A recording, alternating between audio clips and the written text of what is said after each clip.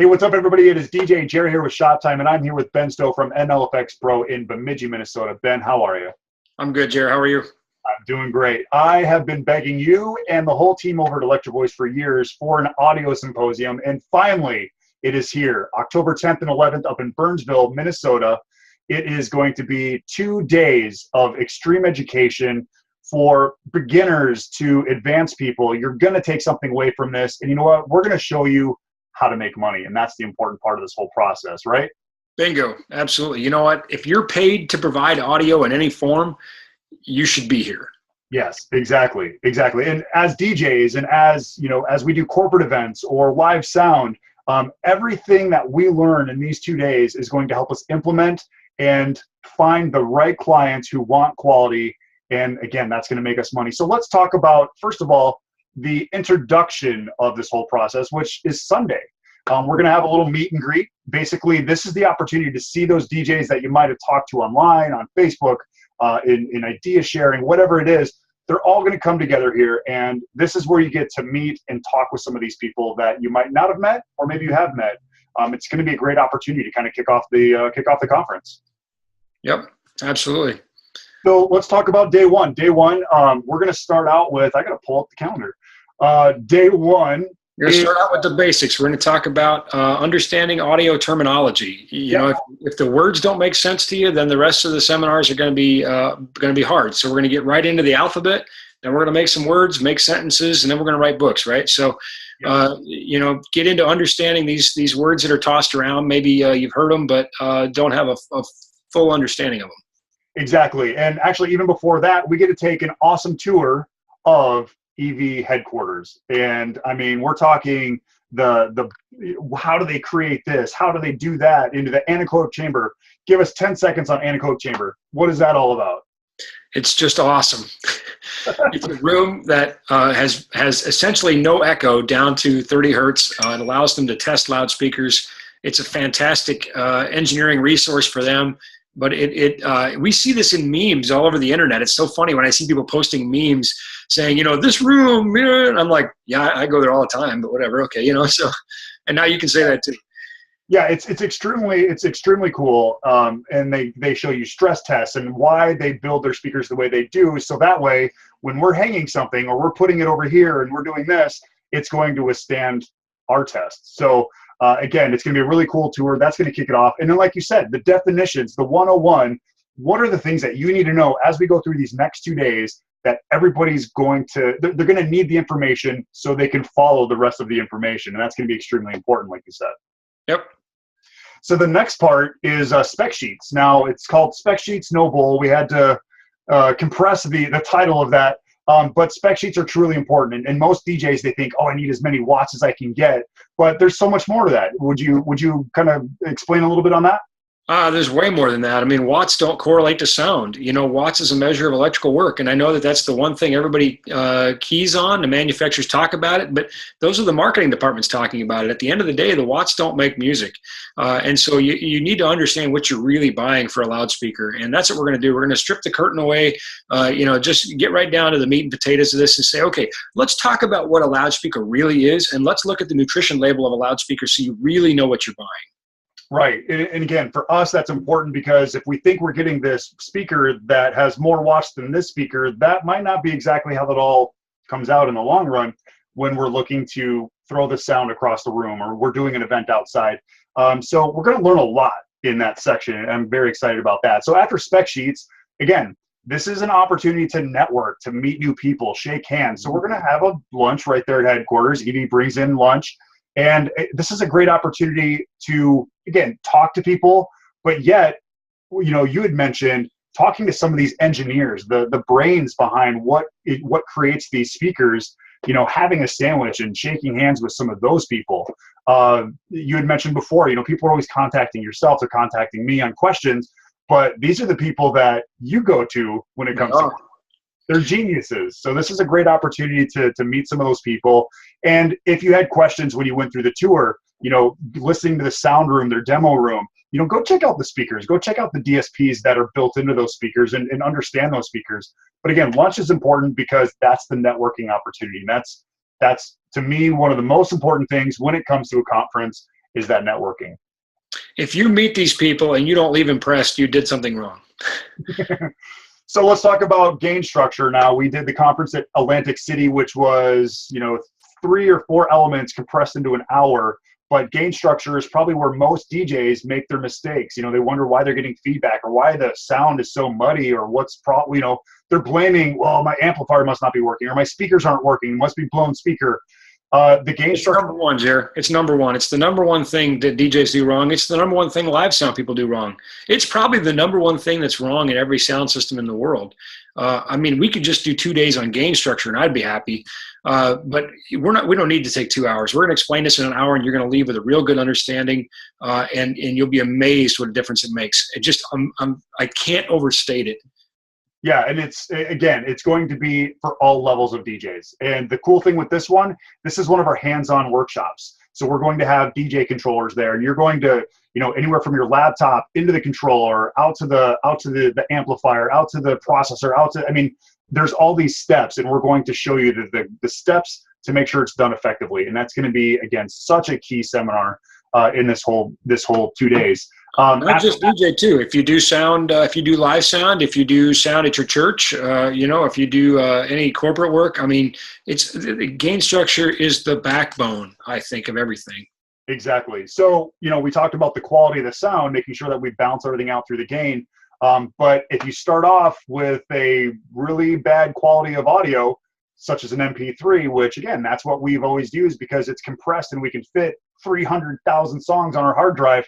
But we're going to learn why you want to use a quality sound, start right from the beginning. So that way, when it leaves that speaker, it's beautiful all the way through. So that's going to be our quality over quantity. And that's going to be a fun seminar too.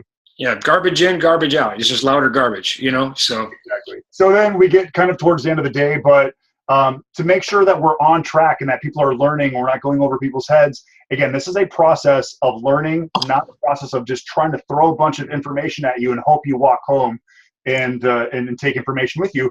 This is really to help you understand and make sure you're understanding. So there's going to be a Q&A, but there's also going to be a quiz, which I think is truly important to make sure that, again, you do or you are taking in the information and you can recite it back. So this is going to be... The quiz is not, I'm sorry to interrupt, the quiz is not punitive.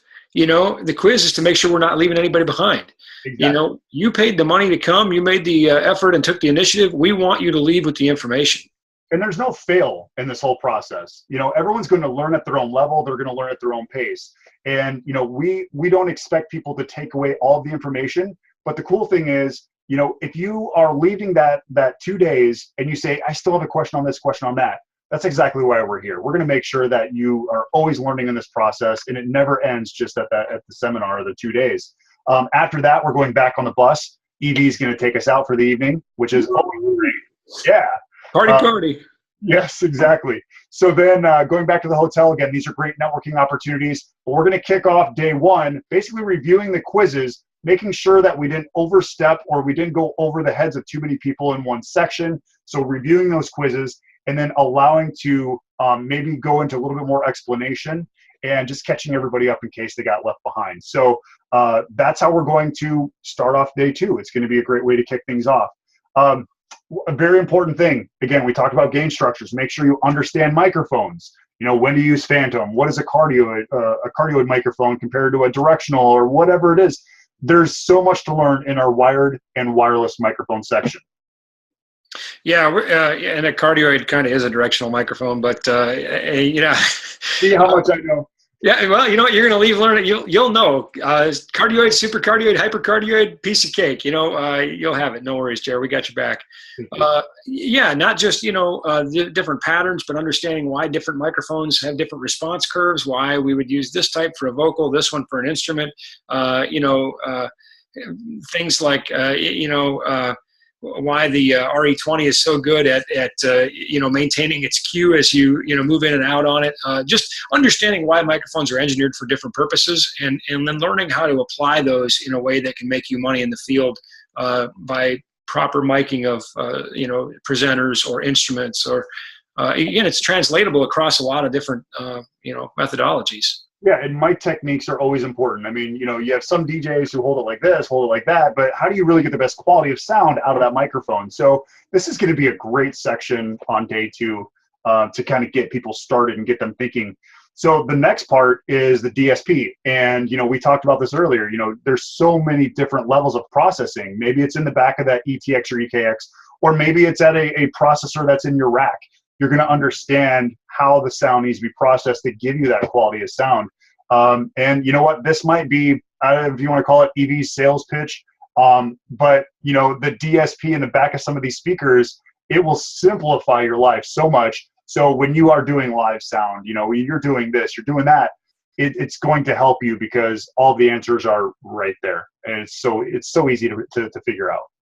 Yeah, I think having a good understanding of what DSP is and what you can do with it and how you would use it, that's translatable to every brand and across, like you said, across platforms, whether it's in a speaker or in a rack or on your mixing board. But I agree, the fact that EV has put such a powerful DSP in the back of their speakers might make you want some of those speakers, but that's not at all the purpose of the symposium. The knowledge is yours. Physics does not belong to anybody. And you can apply this to any brand of speakers or any brand of amplifiers, mixers, that sort of thing. You and I, of course, both own EV, and we mutually agree it's great stuff. But nobody's going to get sold anything here. I mean, the products, like you said, maybe sell themselves, but that's not what this is all about. This is about learning. And that brings us to the next section. You talked about, the DSP and everything, but making sure that your speaker's in the right places so you are getting the best quality of those sound. And that was actually one of the things I even learned. I was in the seminar in Atlantic City, and I even learned some things about putting your subs together, giving you the best quality and full sound, as opposed to on this side of the dance floor, maybe adding a third sub, so that way it basically brings all of it together.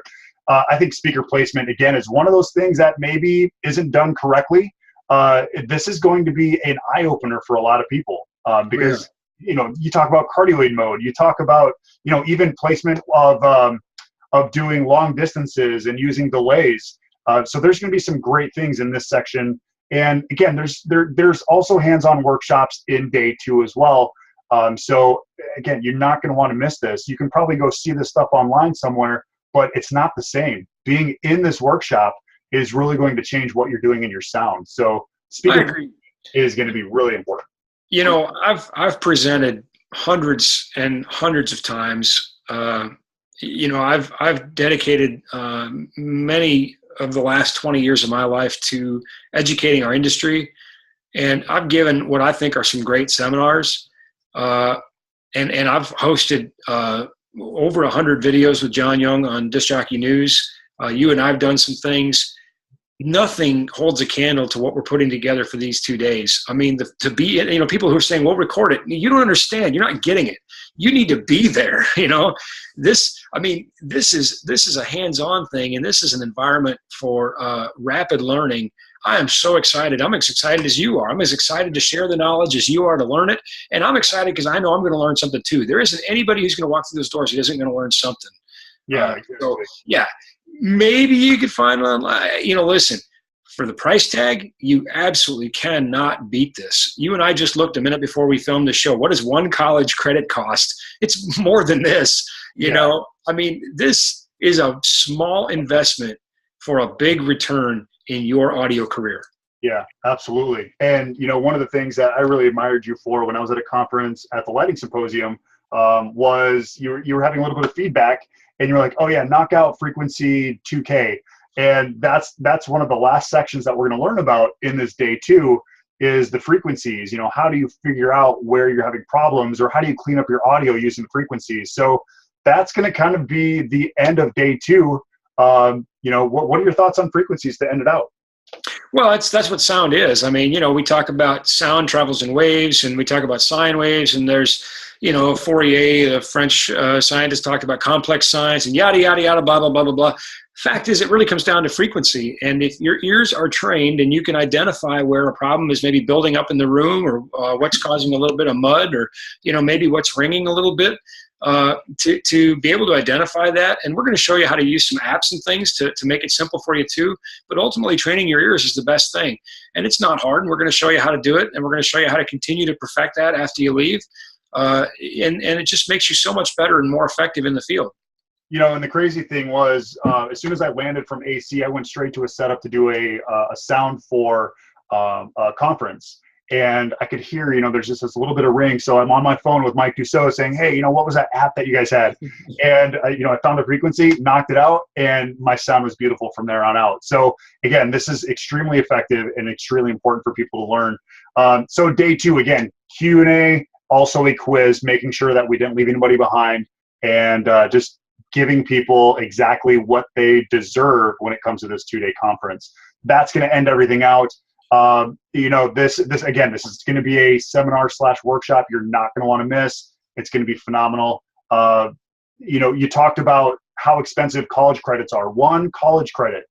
And if you had mentioned before, if you are not able to invest $400 into your audio to learn how to use your audio, then you might want to think about doing something else. I mean, the post office is hiring, so that might be a good option. I think they have good benefits there, but really good benefits. But it is the truth. It is the truth. If you can't justify, that, and I'm not calling anybody out or picking anybody, but it's just a statement of fact. When we go charge people to do what we do, and we ask them to give us their money, we need to give them our best. Mm-hmm. And here's another thing. The good news is most of your competition won't do this. There's only 50 seats. For, and this is not just DJs, this is other sound professionals across the country, and not just the United States. It's open to Canada, Mexico, anybody wants to fly in, really. So it's pretty exclusive. The chances that your competition is going to be in that room are somewhat thin. And if they are and you're not, well, whatever. But, I mean, just saying, it's only 50 seats. So, people ask, how do you make money? Because I can light up a light and I can sell a light, but how do I make money on my audio? And, I'm going to put it this way. If you are doing an awesome job as an MC and you're mixing awesome, you're a phenomenal DJ or a phenomenal, sound guy, but your sound's not the quality that it should be or could be, then that potential client who's sitting there watching your performance is probably thinking, oh man, they're a great performer.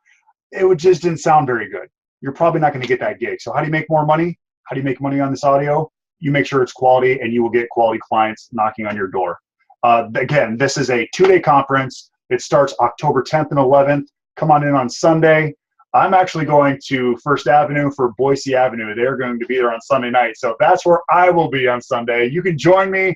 Let me know if you want to go. We'll make sure we get you tickets. But it's going to be a great conference. It is $4.99. You get $100 back from EV to go into credit of any EV gear that you could possibly want or even think about.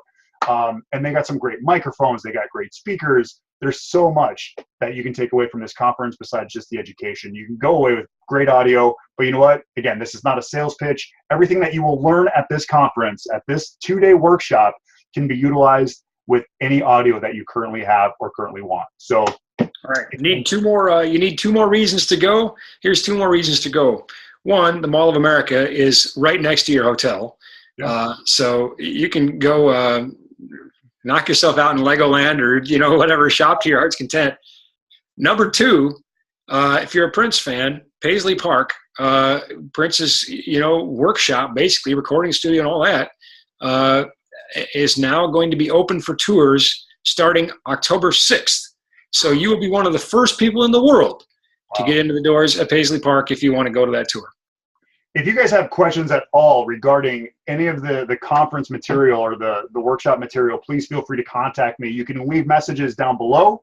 You can always email me at jeremy@djjrshoptime.com. Ben, can they reach out to you? No. Yes. Okay, so, yes, of course they can. They can email me, ben@nlfxpro.com. You can find me on Facebook. I'm the nerdiest looking Ben Stowe out there. And we'll put the link for this conference for tickets. That will go below on the description as well. Thank you, everybody, for watching. Ben, thank you, and we will see you October 10th and 11th. Sounds great, Jer. See you soon.